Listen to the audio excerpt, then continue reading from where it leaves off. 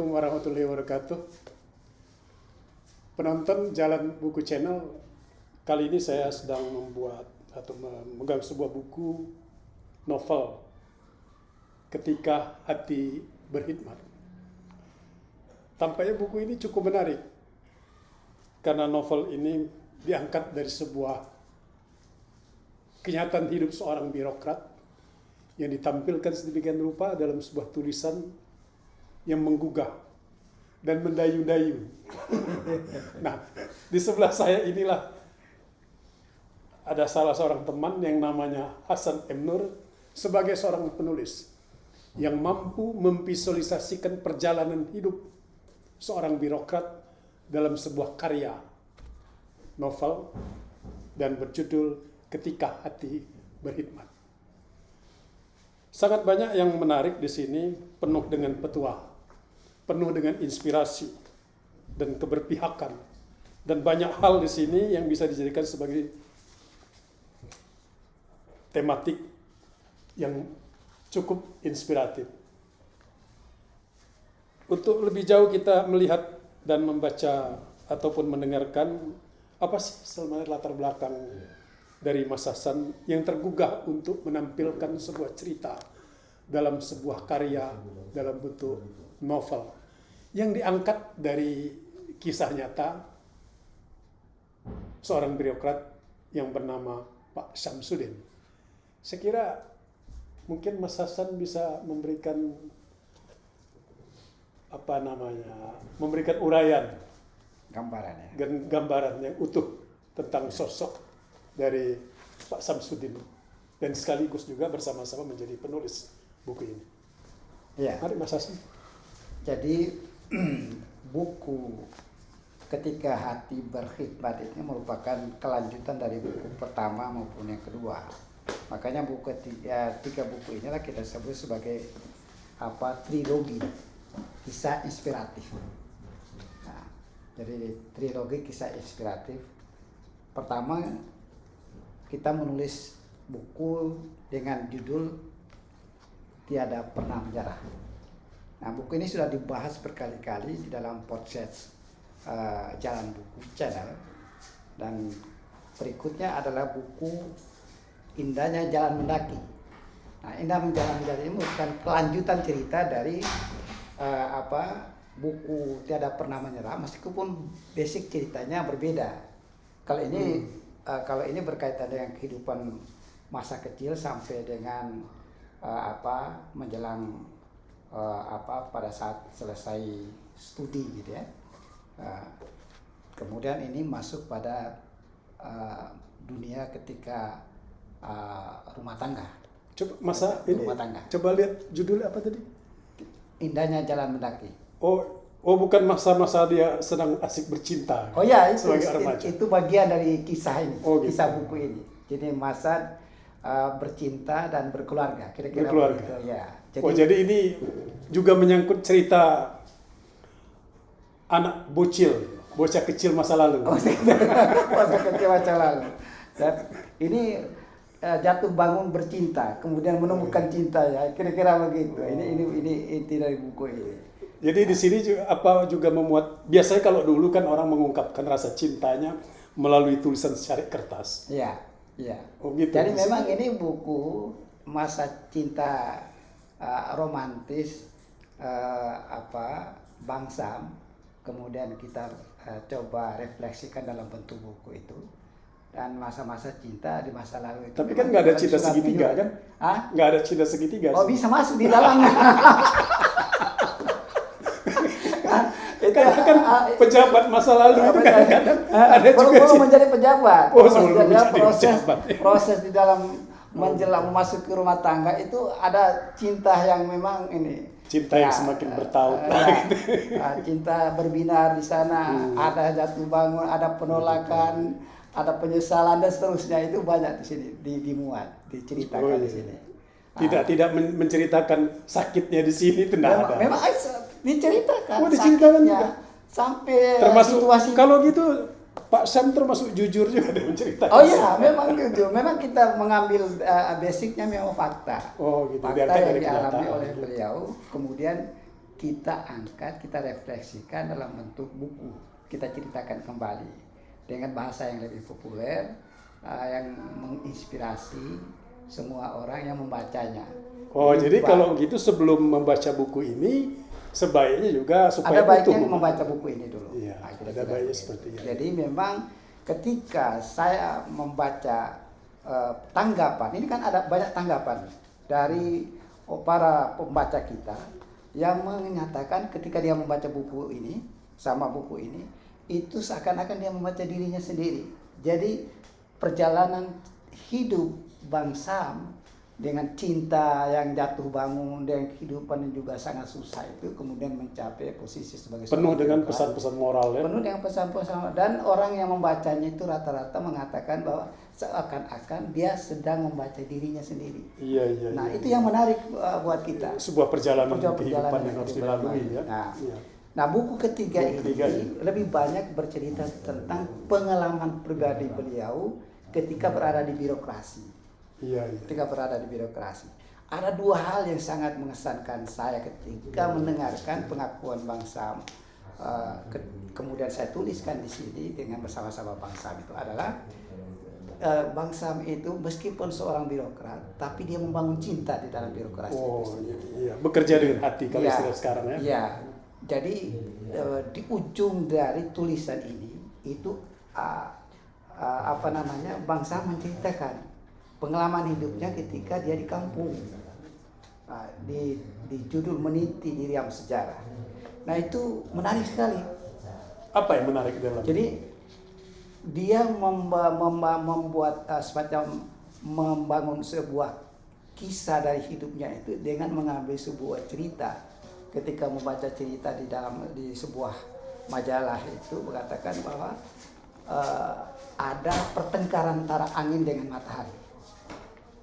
Pertengkaran antara angin. Apa maknanya itu? Nah, ini yang mau kita ceritakan. Jangan-jangan hujan panas.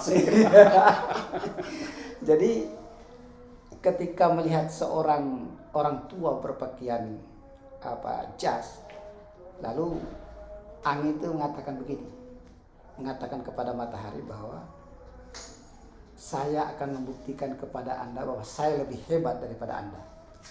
Angin berkata kepada matahari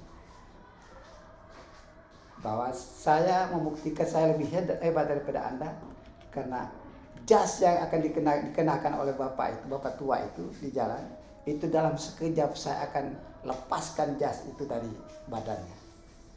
Nah, lalu matahari bilang, kalau memang Anda mampu silahkan.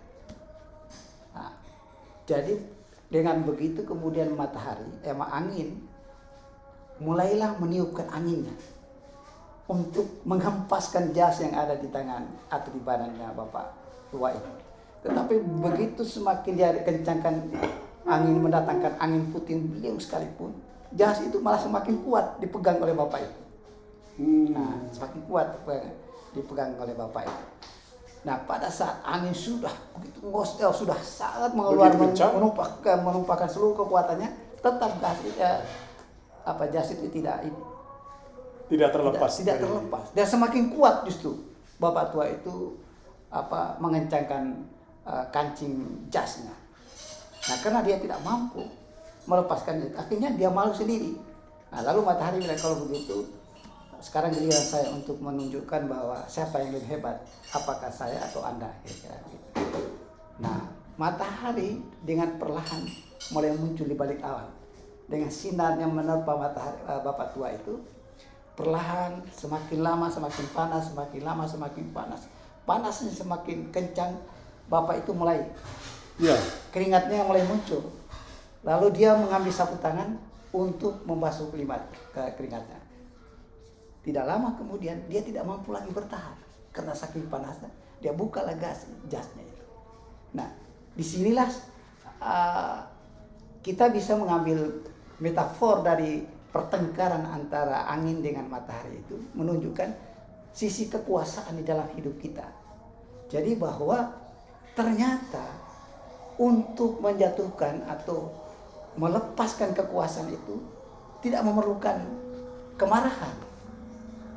Dan untuk naik menjadi penguasa itu tidak perlu juga membutuhkan. Ya, kalau apa maksudnya matahari itu membuat orang lain menjadi tidak betah sehingga dengan sendirinya yang bersangkutan melepaskan jasnya.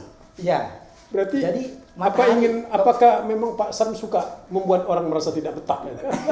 Tidak, justru dengan metafor ini bahwa matahari tidak memerlukan kemarahan.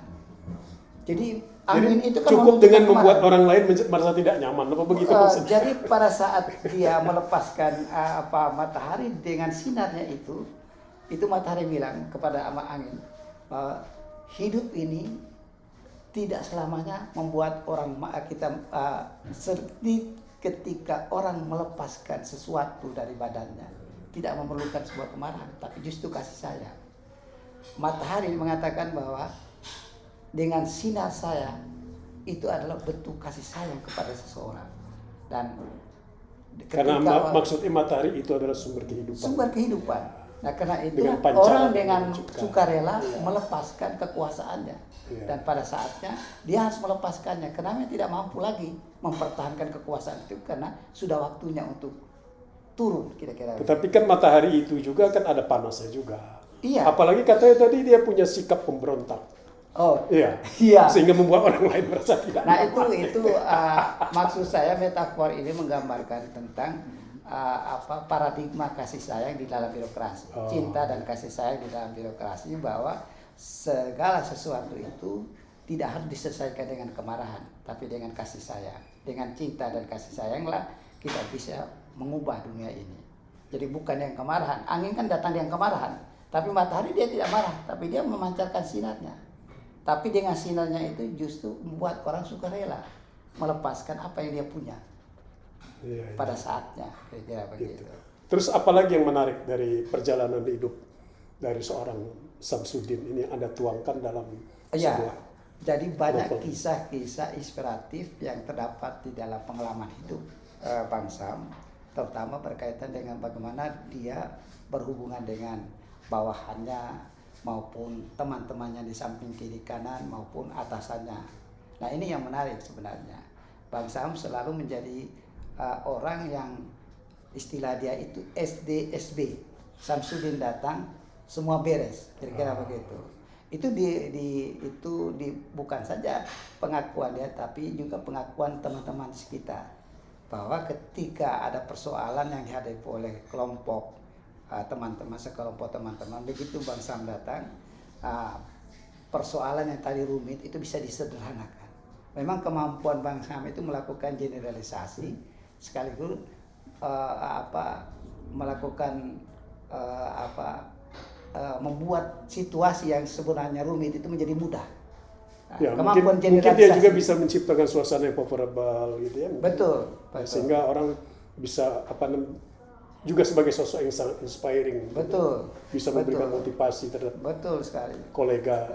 Dia memberikan motivasi kepada teman-temannya, juga membangkitkan harapan pada teman-temannya. Padahal kan iklim di dalam birokrasi di era Orde Baru kan penuh dengan tekanan. Betul.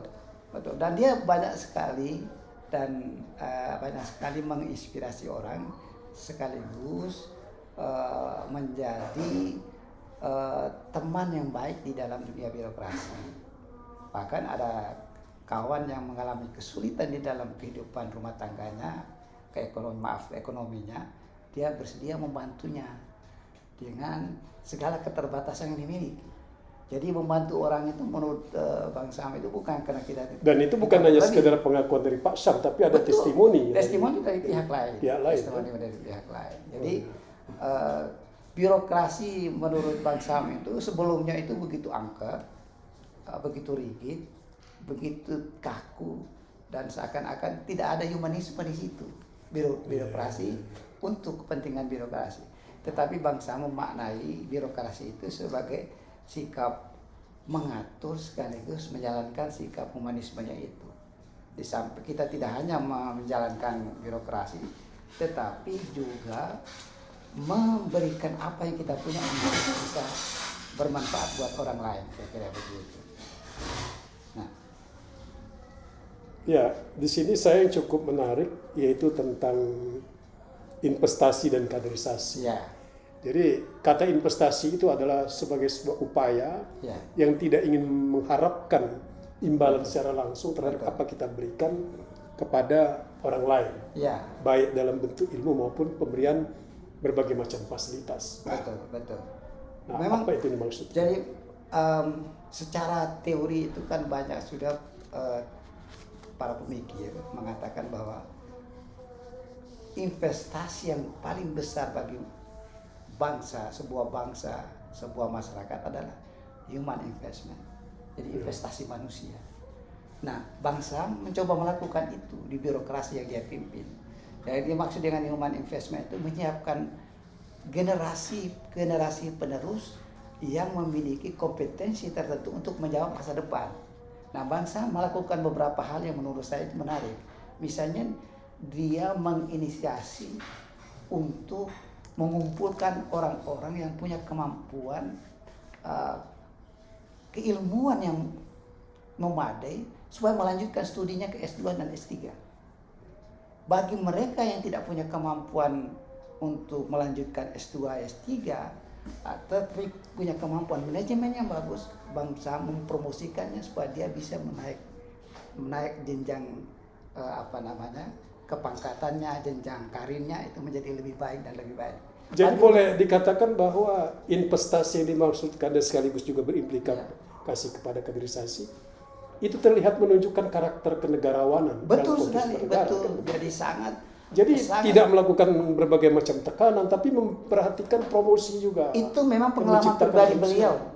Pengalaman pribadi beliau ketika dia menjadi pegawai itu sangat susah menemukan pemimpin yang bisa mengangkat atau melakukan proses kaderisasi seperti yang mereka inginkan di kelompok dia. Ya. Nah, di kelompok dia itu mereka disebut sebagai kaum pemberontak karena mereka tidak melihat inisiatif yang dimainkan oleh para pemimpinnya. Dan mereka Jadi ingin tidak hanya sekali- sekedar administratif kan? Iya. Kan kebiasaan yang ada di dalam dunia birokrasi itu kadang-kadang kaderisasi itu identikkan bagaimana dia bisa memenuhi persyarat administrasi untuk naik pangkat. Betul. Misalnya. Kan hanya sebatas itu Betul. yang sering terjadi kan? Betul. Dan itu pun kadang-kadang dilandasi oleh like and dislike. Betul. Tetapi kalau sempat saya baca di sini dia juga memiliki sebuah konsep, memiliki Iya. pandangan jauh ke Betul. depan. Dan yang uniknya itu ditampilkan dalam sebuah kisah dalam bentuk novel. Iya. Ya kan, dengan Dan bahasa-bahasa memang- yang tidak. Memang itu yang kita inginkan Iya. bahwa orang yang punya semacam pengalaman unik itu bisa menularkan pengalamannya itu ke orang lain melalui tulisan. Ya. Memang tidak ada cara lain untuk bisa mengekalkan pengalaman kecuali dengan tulis, dengan menulis, dengan buku. Nah, buku itulah sebenarnya warisan paling abadi bagi setiap orang yang ingin menularkan atau menyampaikan, menyajikan pengalamannya untuk orang lain. Minimal kepada keluarga dan anak cucunya. Kalau orang lain bisa mengambilnya sebagai pelajaran, ya itu bagus sekali. Ya berarti buku ini juga bisa menjadi sebagai sebuah inspirasi Betul, bagi para birokrat. betul. Bahkan Menurut saya termasuk itu orang yang sangat di inspiratif. dalam sistem. Sangat inspiratif. Ketika awal bab itu kita bicara tentang inspirasi gitu kan. Di akhir bab Di awal bagian bab. kelima, Di awal. inspirasi dan aspirasi. Inspirasi dan di akhir bab, inspirasi dan aspirasi. Nah, itu terlihat betul bagaimana posisi beliau sebagai seorang inspirator di dalam kehidupan birokrasi. Nah, itu terlihat dengan sangat jelas bagaimana dia menginspirasi baik di dalam internal birokrasi dia maupun di eksternal. Ketika Kementerian Agama menghadapi persoalan berkaitan dengan anggaran di Kementerian Agama itu, beliau kemudian mencoba untuk mengambil langkah-langkah inisiatif, berdialog, berdiskusi dengan pihak lain terutama Bappenas, keuangan dan seterusnya untuk bisa menyelamatkan anggaran Kementerian Agama. Ya berarti kalau gitu karena memang buku ini sangat inspiring. Tetapi ini bukan saja sekedar menunjukkan karakter sebagai seorang guru ya, seorang pendidik ya. Iya. Karena dalam proses kaderisasi itu kan membutuhkan juga Betul. proses edukasi. Betul. Tetapi juga mencerminkan sebagai karakter sebagai seorang pemimpin. Jadi karakter kepemimpinan itu harus mewarnai betul sistem birokrasi itu. Ya? Betul sekali. Iya. Memang dia gaya seorang guru karena memang dia dari guru juga, Oh iya, dia pendidikan guru. agama kan. Oh. Mulai dari dia di PGA, kemudian masuk di perguruan tinggi, dia di Fakultas Tarbiyah. Jadi karakter seorang guru itu muncul di sana. Tapi juga karakter seorang pemimpin tiba ketika dia diberi kesempatan untuk menjadi pemimpin salah satu birokrasi. Dia mencoba mengekspresikan seluruh cita-citanya, seluruh harapan hidupnya untuk kepentingan birokrasi itu. Dan ujung dari itu semua dia ingin supaya hidupnya itu bermanfaat buat orang lain melalui pengabdian terhadap birokrasi itu. Nah, itu. Ya, baik penonton Jalan Buku Channel. Tadi begitulah uraian dari penulis kita, Pak Hasan M. Nur, di mana tulisan itu adalah merupakan sebuah visualisasi perjalanan karir seorang Samsudin. Semoga buku ini bisa menjadikan salah satu sumber referensi dan sekaligus sebagai sumber inspirasi bagi birokrat ataupun bagi kita yang mengelola sebuah organisasi dan bagi mereka yang tertarik dalam dunia kepemimpinan. Demikian. Assalamualaikum warahmatullahi wabarakatuh. Waalaikumsalam warahmatullahi wabarakatuh.